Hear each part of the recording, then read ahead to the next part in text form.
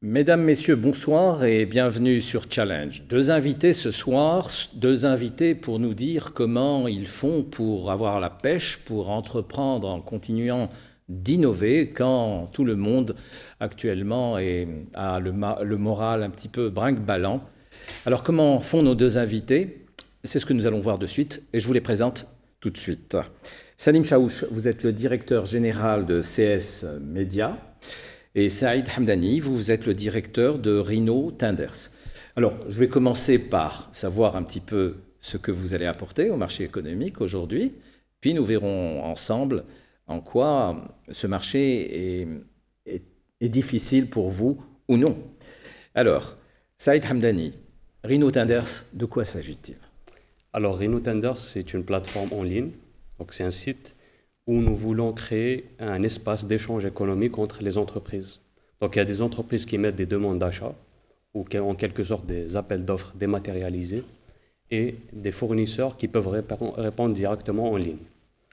Donc on veut créer une dynamique à travers cet outil en ligne pour créer des échanges et trouver des partenaires directement en ligne. Pourquoi? Cela répond à un besoin fort? C'est pour cela que vous êtes dirigé sur ce créneau? Oui, bon, le besoin premier, c'est le besoin d'information. Parce que dans l'économie, l'information est quelque chose de très important. Savoir qui sont nos clients, qui sont nos potentiels clients, quels sont les fournisseurs qui existent sur le marché. Et nous, on a essayé de développer, donc mon équipe et moi et mon associé, on a essayé de développer un outil qui permet aux entreprises, donc on vise beaucoup plus à ce qu'il y ait des entreprises de grand calibre qui puissent mettre des demandes d'achat pour qu'ensuite des petites entreprises qui n'ont pas peut-être les moyens d'aller démarcher ces entreprises-là, d'aller les voir, qui n'ont pas les contacts nécessaires, puissent répondre directement en ligne et peut-être ils vont proposer des choses, des solutions qui pourront aider ces entreprises-là. Mais ce type d'entreprise existait jusque-là. En quoi vous apportez de l'innovation? Alors, en fait, ce qui existe sur le marché actuellement, c'est des entreprises qui font la collecte des appels d'offres. Donc, les appels d'offres, ce sont tous les marchés des acteurs publics. Donc, les institutions, les entreprises publiques, les ministères, etc. Nous, ce qu'on veut donner, donc on donne ça aussi, tout ce qui est marché public, on le publie d'une manière sur le site. Mais par la suite, on a créé aussi, c'est quelque chose d'innovant qui n'existe pas, un espace où même les entreprises entre elles peuvent s'échanger. Donc n'importe quelle entreprise peut mettre en ligne une demande d'achat, un appel d'offres, et le fournisseur répond directement en ligne. Donc sans avoir donc, la procédure normale, lente des appels d'offres. Donc tout se passe directement sur une plateforme en ligne. Très bien. Bien, Salim Chaouch, alors vous, en ce qui concerne, vous êtes le directeur général de CS Media, alors présentez-nous votre entreprise et en quoi est-elle innovante? Tout d'abord, bonjour et merci de nous avoir reçus sur votre plateau. Alors nous, notre innovation consiste à proposer à nos annonceurs de se retrouver en direct dans les points de vente où les prospects, donc leurs clients, sont susceptibles de passer à l'acte d'achat. Voilà, pour ce faire, nous allons déployer dans les différents types de métiers des écrans qui seront reliés via un système de 3G, via la technologie 3G, à une régie publicitaire centralisée que nos clients opéreront directement. D'accord. Pourquoi passer par vous? Est-ce que, en fait, si je prends un centre commercial, vous pourriez équiper tous les magasins de ce centre? Alors c'est assez particulier dans le cadre d'un centre commercial puisque vous allez avoir plusieurs enseignes différentes. Je préfère parler, pour ma part, de métiers plus précis comme la pharmacie ou la banque. Donc là, dans ce genre de métier, vous allez avoir un besoin de communicants, donc qui va être de mettre en avant ces produits. Il est plus facile de le faire quand vous avez un réseau déployé à l'échelle nationale, d'accord, et que vous passez par l'entremise de notre régie afin de diffuser votre message. Donc tous les jours, ces automates se mettent se mettent automatiquement en ligne pour récupérer toutes les informations nécessaires et ils vont les diffuser en boucle toute la journée. Donc ce sont des informations publicitaires, à vocation publicitaire, tout à fait. Qui vont changer, qui vont être modifiées peut-être chaque jour. Tout à fait, quotidiennement. Ce ne sont pas que des informations publicitaires, ce ne sont pas que des messages de communication. Vous avez aussi des informations relatives au point de vente, donc à sa géolocalisation, donc tout ce qui est informations relatives aux horaires de prière, par exemple, aux fêtes, à la météo. Donc ce genre de choses, ce sont des automates qui vont aller chercher automatiquement ces données et les rapatrier vers le point de vente en question et insérer dans une boucle de messages toutes les informations nécessaires. Alors vous avez cité 2 exemples, les banques et la pharmacie. Alors Exactement. pour les banques, je peux comprendre qu'ils puissent s'organiser en réseau interne à leurs agences. Exactement. Ils peuvent avoir une centaine d'agences. Mais pourquoi avoir recours à vous plutôt que de le faire en interne ? Alors, le souci de faire en interne ce genre de choses, c'est que d'abord, il y a un gros travail, ce n'est pas leur métier, dans un premier temps, et il y a un gros travail de prime abord qui consiste à développer les logiciels nécessaires à ce genre de choses, pour mixer les différentes technologies qui entrent en jeu. Donc, ce n'est pas leur métier. Un banquier aura peut-être un petit peu de mal à développer un logiciel. Il peut le faire outsourcer dans une autre entreprise, mais le coût, au final, sera plutôt conséquent. Donc, nous, si vous voulez, on propose une offre qui est locative, qui intègre le hardware et le software. En ce qui concerne les pharmacies, là, nous avons des pharmacies qui sont individuelles. Tout à fait. Et donc là, vous prendriez en charge le réseau. Il faudrait que les pharmacies acceptent Quel est l'intérêt là, des pharmacies? Surtout que souvent, nos officines sont petites aussi. Tout à fait. Bon, l'avantage de notre solution, d'abord, c'est que c'est très compact, puisqu'il s'agit d'écrans plats en général. Ensuite, l'officine n'a besoin au final que d'une simple prise électrique afin d'utiliser notre solution. Donc le longbow, puisqu'il s'agit du longbow. Donc une simple prise électrique suffit. Et si vous voulez, il y a plusieurs manières d'opérer avec eux. Vous avez différents types de contrats. Bon là c'est assez pointu parce qu'on rentre un petit peu dans les différents types de contrats qui seront proposés. Mais en gros, il s'agit en quelque sorte d'une forme de revolving qui finira par les intéresser. Vous êtes les seuls à faire ce genre de choses? En Algérie, à ma connaissance, nous sommes les seuls. Et dans le monde, il y a quelques entreprises. Qui le font, mais qui sont plus sur des solutions vendues, alors que nous, on est plus dans le locatif. Mais vous ne le faites pas encore. Vous allez le faire. C'est imminent. C'est imminent puisque nous sommes en négociation avec 2-3 clients pour déployer sur des réseaux. Et cela va coûter cher de bénéficier de vos technologies? Cher non. À nous, ça coûte cher, c'est sûr. Parce qu'on doit déployer, alors justement, comment vous allez les faire? Nous, on doit déployer de prime abord tout le matériel. Ensuite, c'est une question de logique économique, c'est-à-dire qu'il y a une forme de location qui est mise en place et qui permet, en fonction des contrats, d'être plus ou moins facilement déployable. Avant de faire ce travail, vous avez été un petit peu sondé les commerçants, ou les pharmaciens, ou les banquiers? Alors ça a été une décision un petit peu... non, il n'y a pas eu de recherche. Il n'y a pas eu de recherche parce que nous connaissons le besoin. D'autres métiers que nous faisons nous permettent de savoir quels sont les besoins des annonceurs. Donc nous avons décidé de créer cette solution sur la base d'un projet que j'avais à l'époque développé. Et voilà, donc non, il n'y a pas eu d'études préalables puisque chaque client est individuel. Donc nous déployons et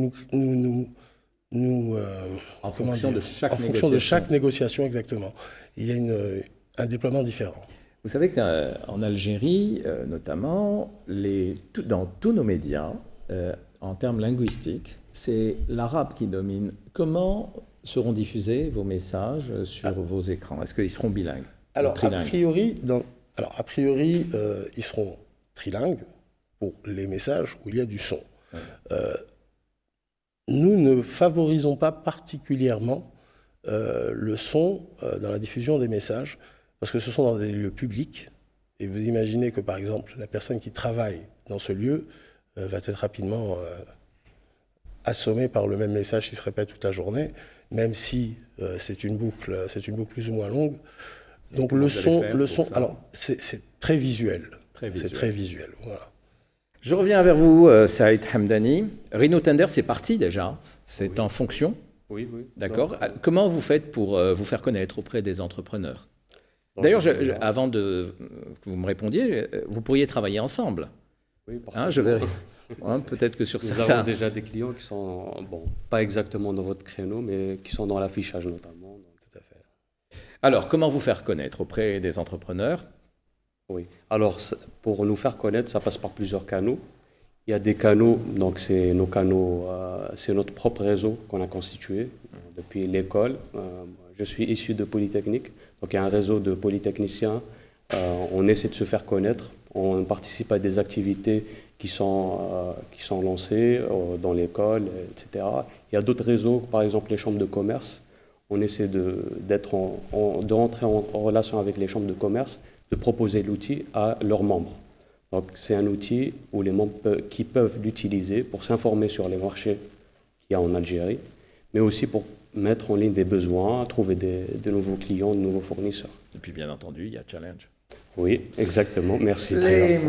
Alors, on parlait tout à l'heure de la concurrence. Je crois qu'il y a quelques acteurs, d'accord. Vous dites que vous êtes innovant en faisant en sorte que les entrepreneurs eux-mêmes puissent déposer en interaction, accéder et déposer eux-mêmes leurs appels d'offres plutôt que de les compiler vous-même.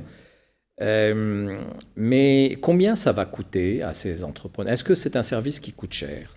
Non. Alors, c'est un service qui ne coûte pas cher. C'est un abonnement annuel. Donc, on a plusieurs formules. La première formule, elle est à 29 000 dinars annuellement. Donc, avec cette formule, vous avez accès à l'ensemble de l'information sur le marché algérien. Donc, tout ce qui est appel d'offres. Vous avez accès à des demandes ou des consultations exclusives postées sur le site. Vous avez aussi une vitrine. Donc, vous avez votre propre profil d'entreprise où vous pouvez mettre votre logo, vos produits, services, où les gens peuvent vous contacter, etc. Donc, il y a pas mal de services qui sont intégrés dans la plateforme, dans l'abonnement. Oui, je reviens au besoin. Le besoin, il est normalement énorme. On le disait tout à l'heure. Mais sur le terrain de la concurrence, il y a un gros acteur qui est sur le terrain de la concurrence et j'aimerais savoir si votre avis là-dessus, le BAOSEM. Le BAOSEM, c'est un document ou un site qui recueille un peu tous les appels d'offres qui gravitent autour de l'énergie. L'énergie, oui. Uniquement. Est-ce que vous-même, vous pouvez aller sur ce terrain-là aussi? Rien ne vous y empêche ou bien tout doit passer par le BAOSEM? J'aimerais savoir un petit peu ce qu'il en est sur ce volet. Alors, sur ce volet, il y a un cadre réglementaire. Oui. Donc, c'est-à-dire la loi concernant les marchés publics en Algérie. D'accord. Donc, tout ce qui est énergie et mine, donc Sonatrach, Sonalgaz et les filiales. C'est un domaine captif, réservé. Voilà. Enfin, tous les marchés en Algérie doivent passer par des canaux spécifiques. Donc, l'énergie et les mines doivent passer par le BAOSEM. Les autres secteurs doivent passer par les journaux, pour les marchés. Par contre, on essaie de viser aussi, donc on ne pourrait pas concurrencer le BAOSEM. Justement, cette question, justement, la loi ou la réglementation donc impose à ceux qui émettent leurs appels d'offres d'aller sur les journaux, mais les quotidiens, pas les hebdomadaires. Je voudrais savoir pourquoi cette exigence, pourquoi le quotidien? Est-ce que c'est en raison des délais qui sont souvent imposés dans des réduits qui sont souvent imposés dans les appels d'offres? Je pense que c'est beaucoup plus par rapport à la diffusion, parce que les quotidiens sont beaucoup plus diffusés que les hebdomadaires. Oui, mais pourquoi empêcher les autres? Pourquoi ne pas les laisser aussi agir en même temps? Alors, pourquoi? Je ne saurais vous répondre. Alors, il faudrait... et dans cet ordre d'idée, pourquoi alors ceux qui font ça de manière électronique, sur les sites, qui ont peut-être alors un pouvoir de diffusion encore plus large, pourquoi ne les en empêcher encore? Alors, il n'y a pas un empêchement direct, c'est-à-dire actuellement la législation, elle oblige les acteurs à passer par les journaux. Mais si elle les oblige à passer par les journaux, elle ne dit rien sur les sites électroniques. Exactement. Donc vous êtes un peu dans une zone qui n'est pas clarifiée, une zone de droit non clarifiée. Alors, les marchés, il faut dire que c'est des sommes, c'est des projets ou des demandes d'achat qui ont une certaine somme, donc qui dépassent une certaine somme. Donc, nous, ce qu'on vise aussi, c'est à capter aussi les marchés qui ne dépassent pas cette somme. C'est des consultations. Donc, la consultation, qui n'est pas un marché. Et vous vous interdisez d'aller sur les autres? On ne s'interdit pas, puisqu'on récolte l'information à partir des journaux, on la publie sur notre site. Mais par ailleurs, donc vous reprenez. Voilà. Okay. Par ailleurs, les acteurs sont d'abord obligés de passer par les journaux pour les marchés, mais ne sont pas interdits de passer par d'autres canaux, qui peuvent être par exemple leur site web, qui peuvent être par exemple notre outil qu'on propose, qui peuvent être d'autres types de diffusions. Donc ils ne sont pas interdits. Ce qu'on veut capter, c'est surtout tout ce qui est consultation. Donc, consultation, c'est des marchés qui ne dépassent pas certaines sommes, donc 12 millions de dinars, 8 millions de dinars. Pour Sonatrach, par exemple, c'est 50 millions de dinars. Donc, c'est des marchés qui ne sont diffusés nulle part. Il n'y a pas d'obligation légale à les diffuser sur du papier ou sur du numérique. Donc, nous, on voudrait donner à ces entreprises étatiques ou même des entreprises privées un moyen pour pouvoir publier leurs demandes d'achat de manière dynamique. Donc, on propose réellement un outil de gestion des achats. D'accord. Vous travaillez donc par abonnement avec vos clients? Exactement, oui. Vous le disiez tout à l'heure, c'est pas cher, mais c'est en fonction de ce qui est demandé. Il y a différents tarifs? Non, en fait, on donne un tarif unique d'accès à toute l'information qui est dans le site. On ne limite pas l'accès à certaines catégories ou autres. Ça permet de ne rater aucun marché, c'est-à-dire de savoir, même si c'est des marchés qui ne sont pas directement liés à notre activité, de les connaître quand même, de faire une recherche dessus. Et par la suite, on a un système de notification qui est plus précis. Donc on choisit une catégorie précise ou un mot-clé. Donc on est en train de travailler sur l'aspect mot-clé pour avoir réellement l'appel d'offres ou la demande d'achat qui nous concerne directement. Il est vrai, Saïd Hamdani, que votre entreprise, qui est nouvelle, fait suite ou vient s'ajouter à celle que vous avez déjà et qui est installée déjà dans le système informatique, enfin dans Voilà.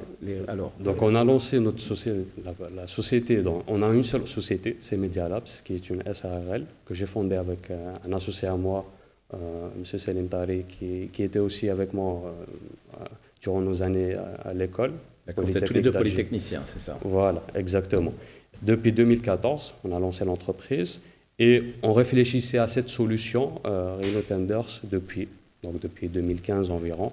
Et en parallèle, on a travaillé sur pas mal de projets informatiques. C'est des projets de création graphique avec des clients dans différents secteurs, télécommunications, un ministère. D'accord. Vous êtes en croissance sur ces deux entreprises? Alors, beaucoup plus sur la plateforme. Donc, on veut vraiment se focaliser, concentrer tous nos efforts sur la plateforme. Sur le premier aspect, service, donc on est en vitesse de croisière. On a certains clients avec lesquels on travaille depuis bientôt 3 ans.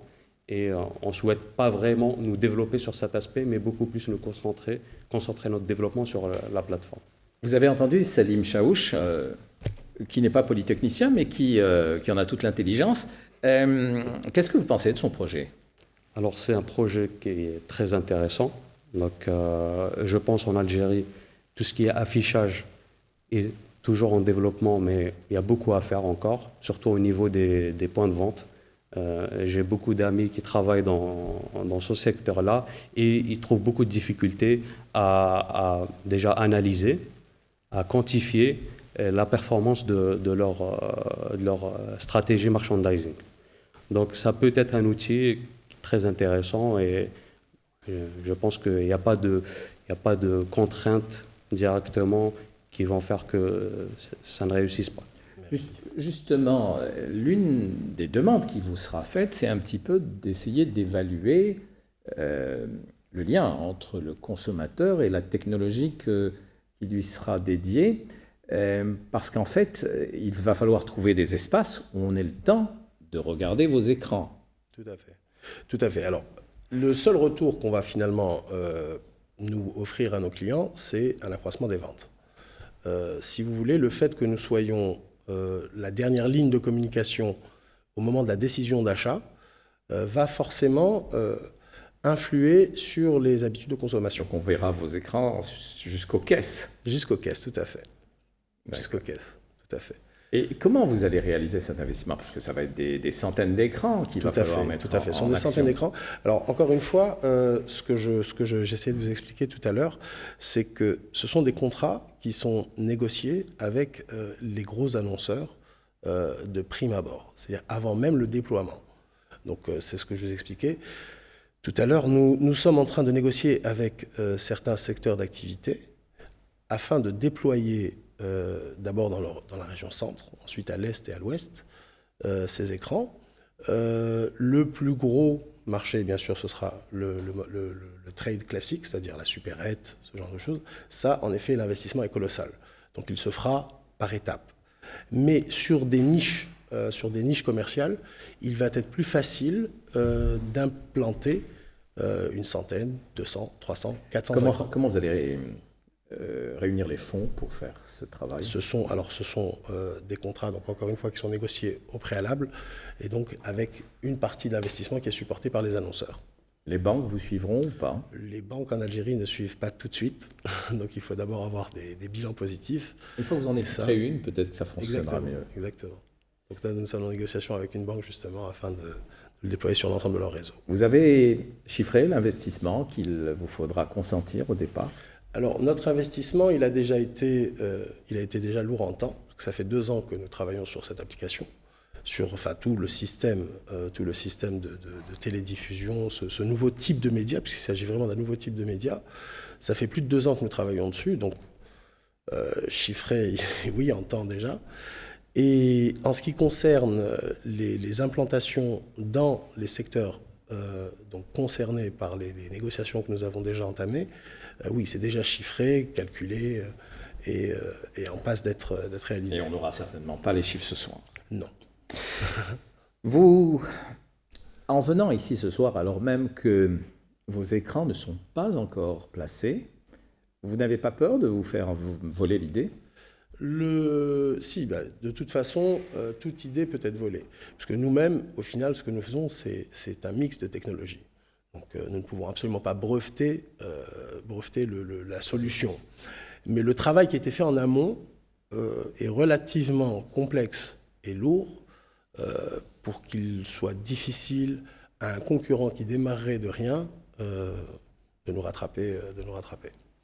Vous ne l'avez pas encore dit, mais je le dis pour vous, vous êtes l'un des acteurs majeurs dans la société de spectacle et de l'industrie du spectacle en Algérie. C'est grâce à vous que de superstars mondiales sont venus ici en Algérie.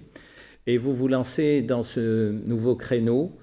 C'est un appétit qui est indispensable quand on a comme ça des prédispositions à être chef d'entreprise. Oui, alors l'entrepreneuriat, c'est une vocation qui arrive jeune et c'est un retour en réalité à mes premiers amours puisque mon premier métier était dans l'informatique et les services, donc j'ai travaillé dans des SS2I. Et donc c'est un retour à mes premiers amours. Et comme je vous le disais, donc c'est initialement une idée qui remonte à plusieurs années en arrière, que je n'avais pas eu l'occasion de déployer. Et en effet, suite donc, à ce que vous dites, dans l'industrie du spectacle, où j'ai opéré ces 15 dernières années... Ce que je dis, mais que vous confirmez. Tout à fait. Tout à fait. Vous m'envoyez la balle. Je ne vous contredis pas. Donc ce métier donc, du spectacle m'a permis de décider aujourd'hui de lancer cette entreprise parce qu'on est amené dans cet autre métier justement à toujours innover, changer, créer. Donc voilà, ça a été une envie naturelle. J'ai envie de dire que c'est un prolongement naturel, que l'entrepreneuriat continue. En tout cas, ce serait dommage qu'il n'y ait pas de son dans vos écrans, parce que vous pourriez nous diffuser en interlude vos spectacles que vous amenez par ailleurs en Algérie. Alors, on va sortir de vos entreprises pour aller au-delà. Aujourd'hui, quand on est... Bon, vous êtes assez jeune, hein, vous n'êtes pas très jeune, mais vous l'êtes. Enfin, en tout cas, vous êtes encore plus jeune. Mais est-ce que... Alors, comment vous analysez notre marché économique? Et quand on est entrepreneur, est-ce que c'est difficile ou non?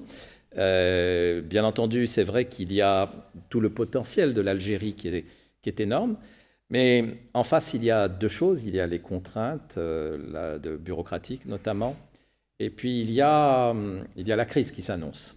Alors, comment vous vivez ça? Alors, c'est-à-dire, comme tout entrepreneur, bon, déjà on a commencé, il faut toujours commencer petit, donc, et prendre soin de ses premiers clients.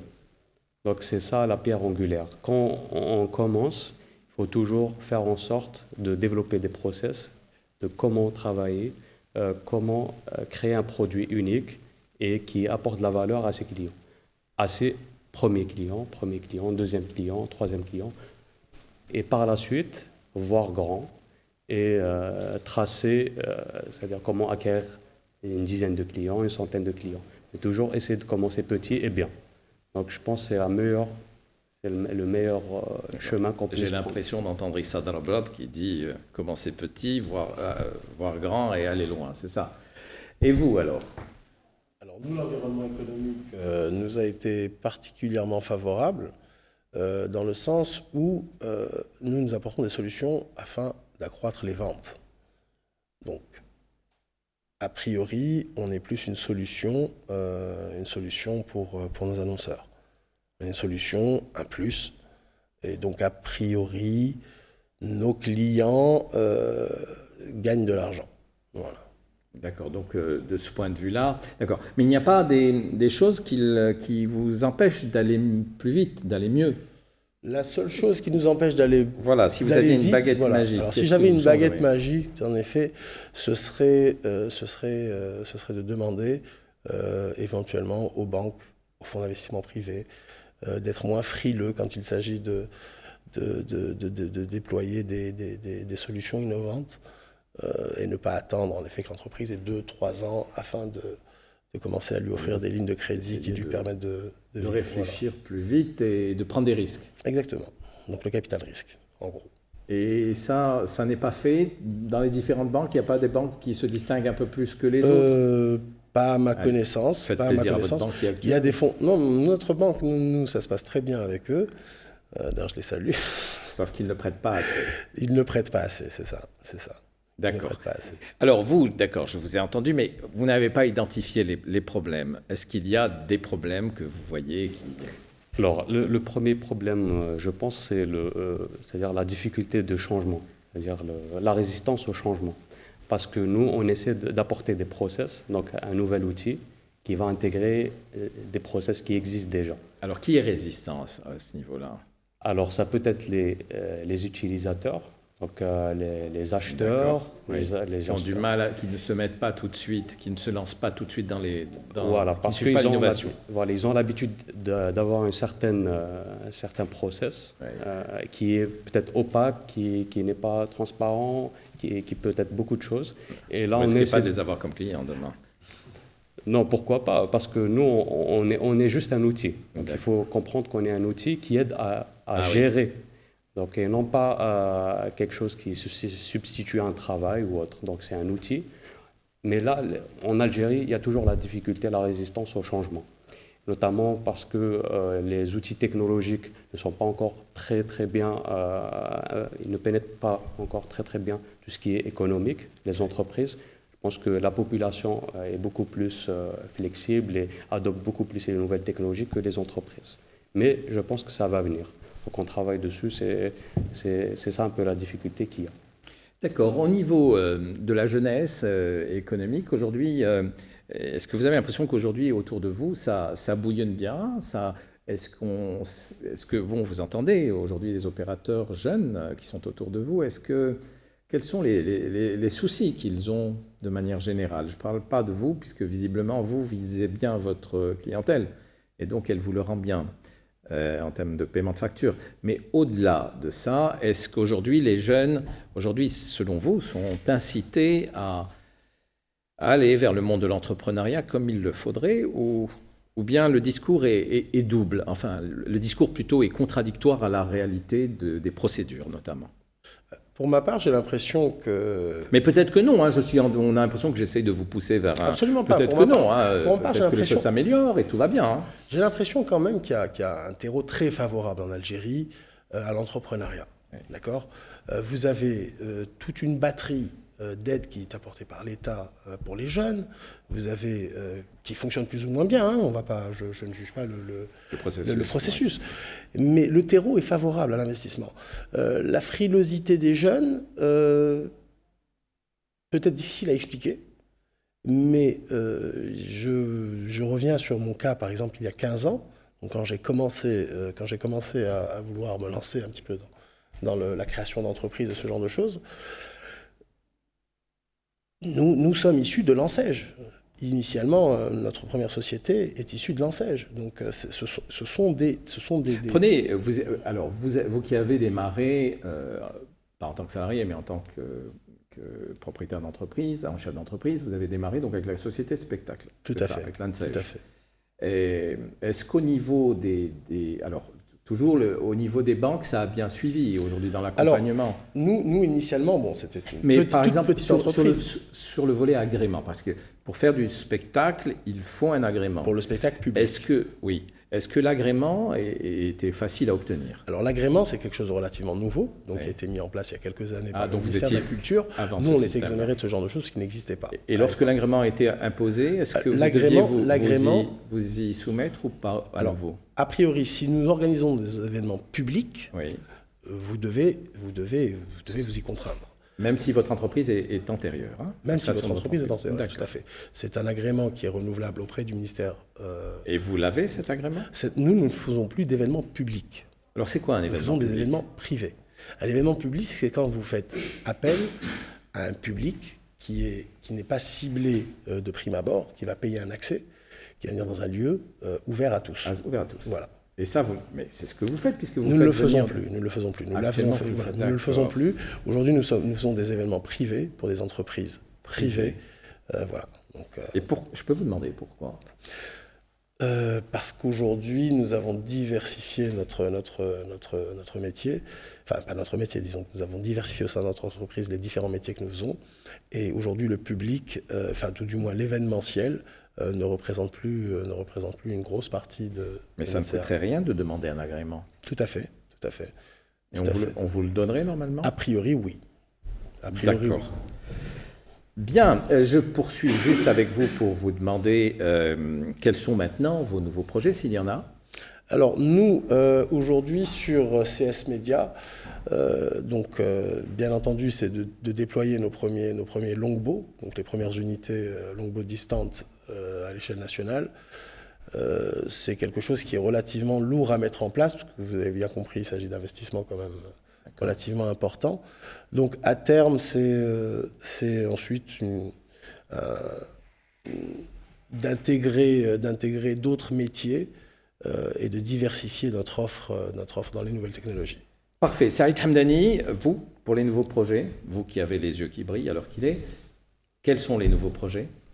Alors, pour le moment, consolider celui-ci, c'est ça?